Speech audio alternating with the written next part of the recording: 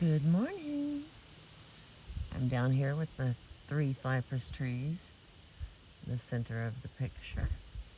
There's a big layer of dust in the sky over there. It looks like kind of purple mountains. Thank you for being with me. We're on to chapter 21, Gender Benders. Before I get deeper into my Alaskan wars, there are some other key characters who ran through my life during those hard times with Billy.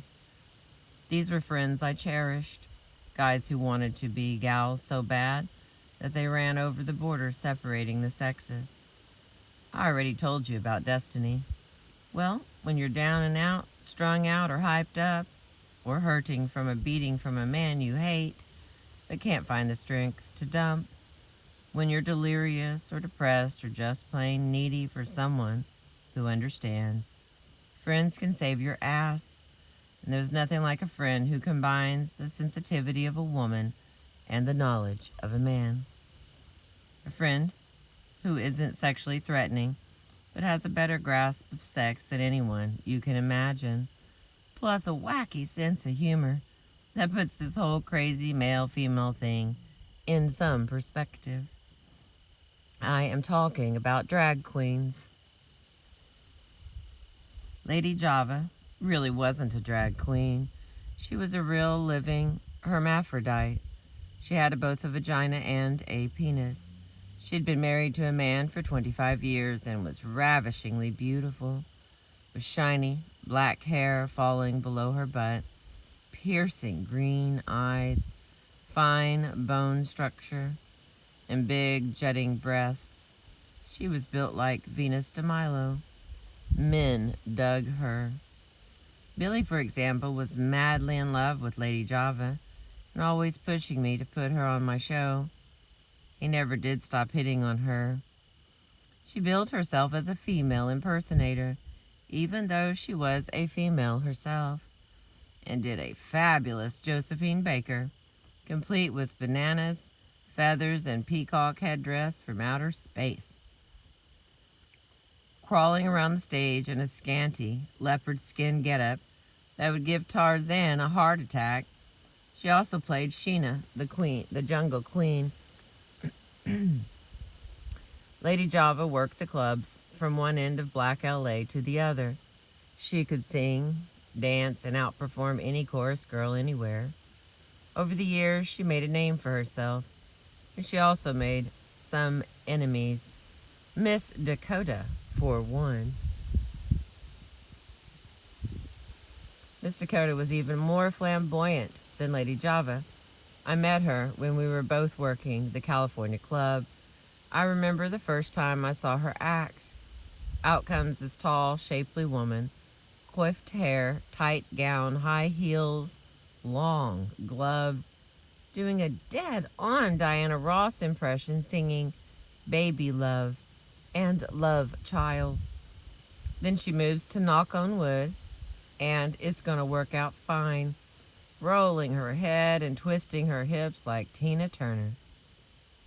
The audience is enthralled. When the act is over, when she moved her way through a half-dozen spectacular numbers, she takes a long bow, then pauses for a long time, doesn't say a word, lets the silence stay.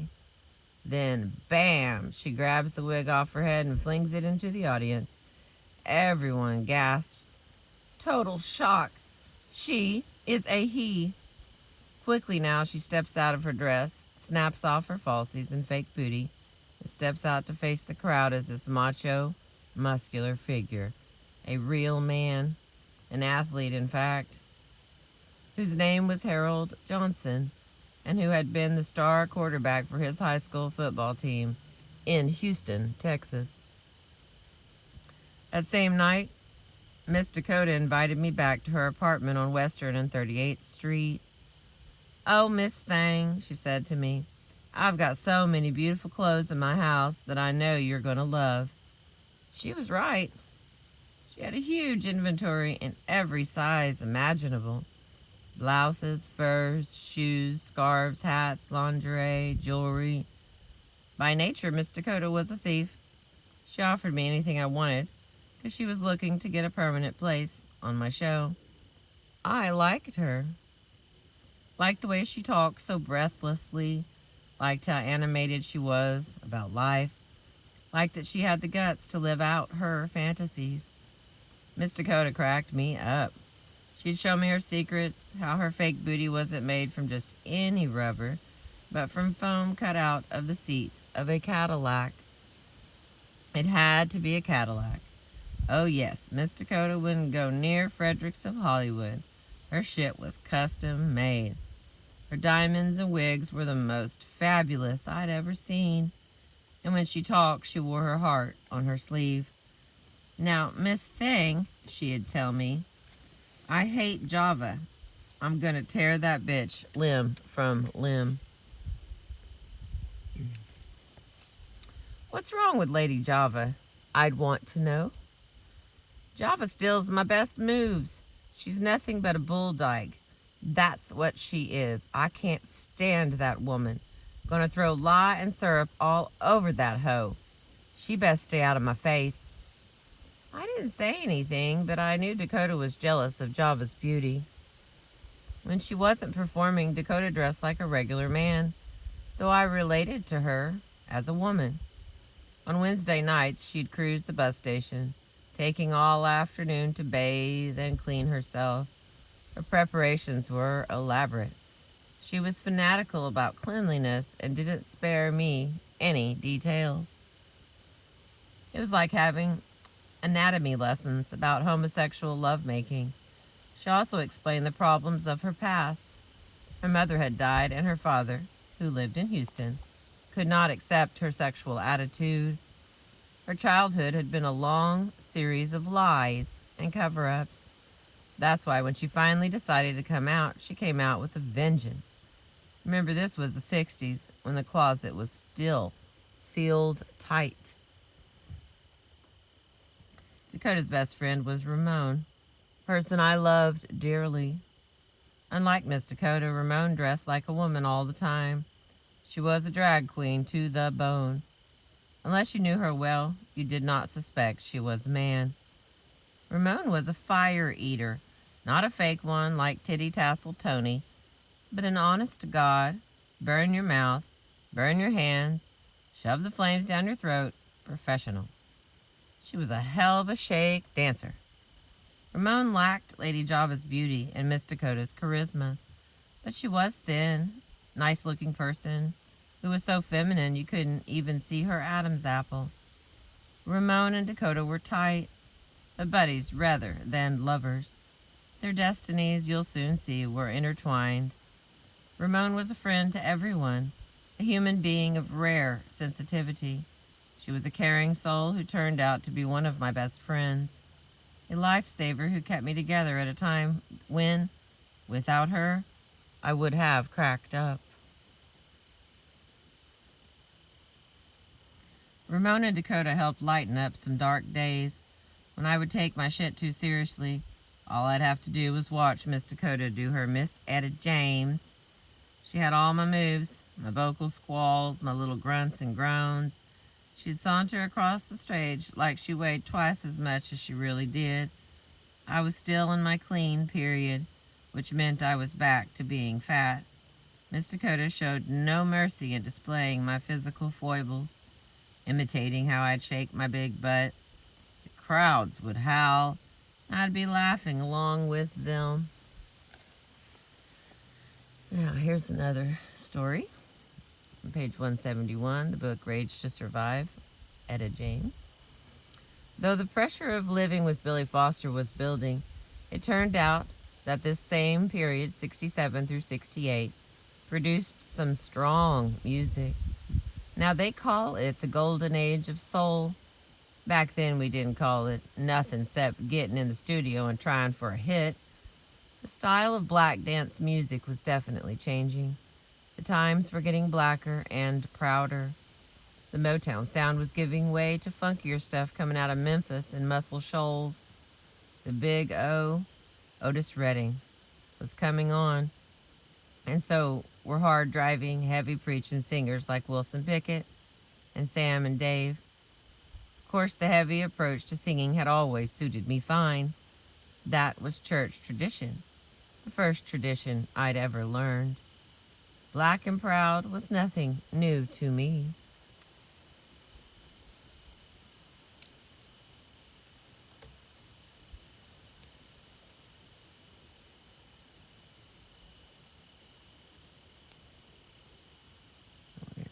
Okay. In 1966, producers Ralph Bass and Monk Higgins brought me to Terre Mar Studios in Chicago, where Chess had me singing scorchers like I Prefer You and 8423089 Call My Name. I co-wrote some of the songs, but because the tax man was after me, I put my man's name on the credits, a mistake I would regret for years. We called the album Call My Name, Call Me Peaches. I sang going back to the beginning of my career. If you listen to Happiness, Nobody Loves Me, I'm So Glad, or Don't Pick Me for Your Fool, you'll hear the kind of horn punches and balls out belting people were starting to call soul. We also did a Rock the Church Rafters version of You Are My Sunshine with a nod to Ray Charles. Ray's screaming attitude, along with John Watson's unpredictable phrasing, have never left my head. The album was a hit, and suddenly I went from being Chess's crossover jazz balladeer to the gal who could compete with the guys, singing heavy soul. I was into it. Given the nature of my relationship with Billy, I was ready and ripe for screaming. I had tons of confusion and anger stored up inside, and you can sure hear it exploding in my music. I felt trapped in a relationship that I didn't know how to end. And to tell the truth, while pregnant, I did more drugs than I should have. I was irresponsible. Stressed out, I was sniffing coke, not mainlining, but edging back toward heroin, my perennial drug of choice. In January of 1967, producer Jerry Wexler took Aretha Franklin to Rick Hall's Fame studio in Muscle Shoals, Alabama, where he cut some records, Southern Fried Soul style. The backup musicians were a bunch of bad white boys who could sure play R&B with as much authenticity as Little Richard or James Brown. Aretha had been cutting records for Columbia, but Columbia tried to turn her pop. They didn't know what to do with her. Wexler did. He put her on the piano and let her wail. Soon the hits started coming. I Never Loved a Man, Respect, Baby I Love You, and A Natural Woman. Those were beautiful records. Like me, Aretha was having heartaches too big to hide in some white bread songs. Her man was doing her wrong and making her crazy.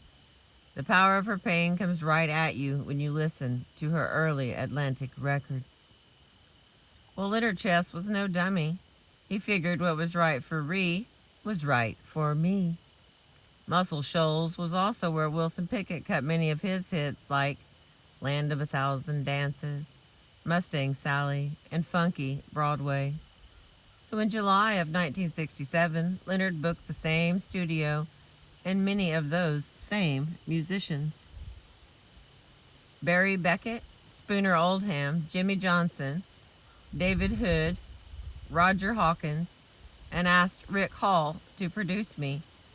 I flew into Muscle Shoals pregnant and cranky and ready to blow the doors off the studio. I also came packing material I had written a few months earlier. I'd heard from a friend of mine, Ellington Jordan, a cat we called Fugie, who was an inmate at Chino Prison. He had written me about this melody that was going through his head. A song, he said, that would be perfect for me. I was curious, so I went up to Chino on visiting day. There he was, playing piano in the day room.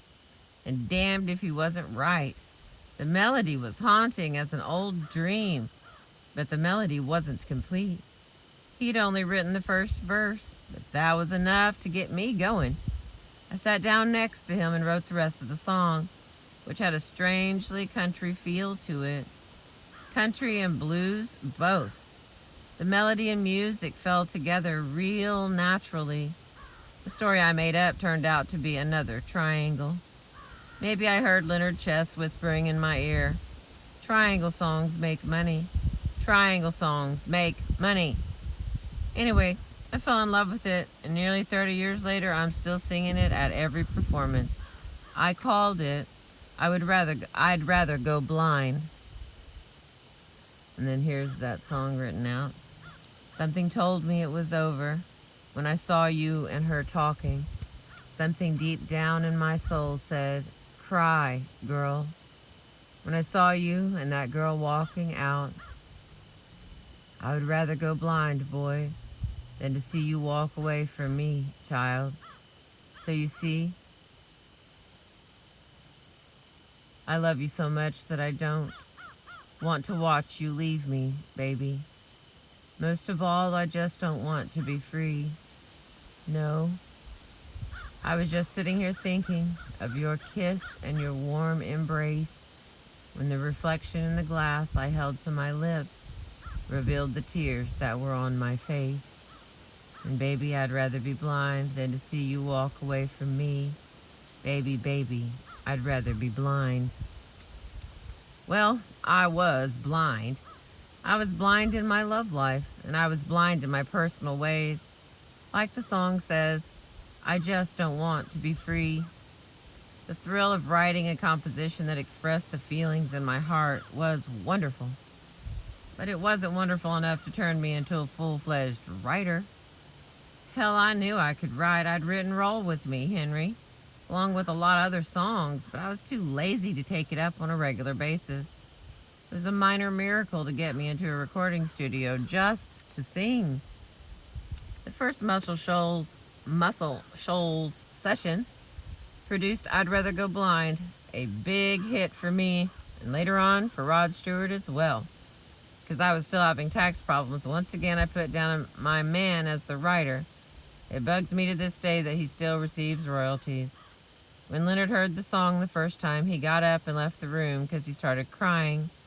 That touched my heart. Other cats I know would have wanted me to see them cry, just to show me how soulful they were. I like that Leonard did his weeping in private. He was a man who, while not completely honest in business, was at least honest about his emotions. When he came back in the room, he said, "Etta, it's a mother. It's a mother." That same album produced an even bigger hit, the one Leonard had in mind when he sought to pit me against Aretha. Tell Mama. There are folks who think Tell Mama is the golden moment of the golden age of soul. They rant and rave about the snappy horn chart and the deep pockets guitar groove, but how I sang the shit out of it. I wish I could agree. Sure, the song made me money. It warmed Leonard Chess's heart to see the things cross over to the pop charts, where it lingered for a long while. You might even say it became a classic. But I have to confess that it was never a favorite of mine. I never liked it. Never liked singing it. Not then, not now. I almost never perform it. It's not that I don't admire the chart and the songwriter. Clarence Carter, the blind guitarist who had hits of his own with Slip Away and Patches, is great. Maybe it's just that I didn't like being cast in the role of the great Earth Mother, the gal you come to for comfort and easy sex. Nothing was easy back then. I was pregnant with a child I wanted, but with a man I was too weak to lose.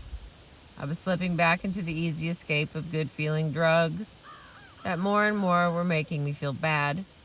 My career was building up, even as my real life was falling apart. Who knew what was going to happen next? All right, that is the end of chapter 21. Thank you for being with me. I see all my birds are flying in. I'll try to get us into 22, which will be titled Security. Thank you for being with me. I appreciate you.